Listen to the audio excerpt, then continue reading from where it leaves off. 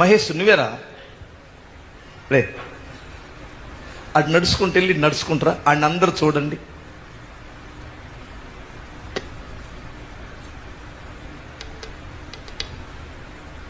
ఆడికి తండ్రి లేడు, తల్లి అన్యురాలు,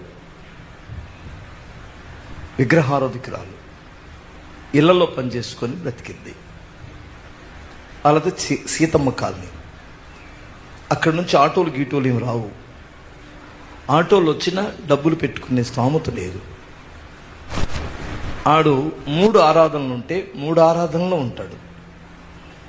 10వ తేదీ ఆల్నైట్కి వస్తాడు, అరుణోదయ ఆరాధనకు వస్తాడు, ప్రతి శనివారం వస్తాడు, ప్రతి ప్రత్యేక కోడికలకు వస్తాడు. ఏ కోడికి కూడా నడిచే వస్తాడు, నడిచే వెళ్తాడు.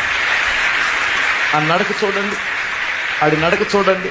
నడవరా మహేష్, నడవరా, నడవరాటు లే. ఆ నడకతో నీకు బైక్ ఉంది, నువ్వు చర్చికి వెళ్తాను అంటే నీ తండ్రి ఇప్పటికిప్పుడు కొనిచ్చే తల్లిదండ్రులు కూడా ఉన్నారు. మరి నీ సంగతి ఏంటో ఒకసారి ఆలోచించండి. ఆదివారం సాకులు చెప్పేటువంటి వారు ఉన్నారు. మనసుంటే మార్గాలు ఉంటాయట. అందుకని దయచేసి ఈ లోకములో నువ్వు పైకి రావాలంటే దేవుని అభయ హస్తం, కరుణా హస్తము నీకు తోడు ఉండాలి. ఆ హస్తం కొరకు దేవుని సన్నిధికి వచ్చి ఆయన సన్నిధిలో మొరపెట్టుకొని 4 బుద్ధి వాక్యాలు విని ఆధ్యాత్మికంగా బలపడండి.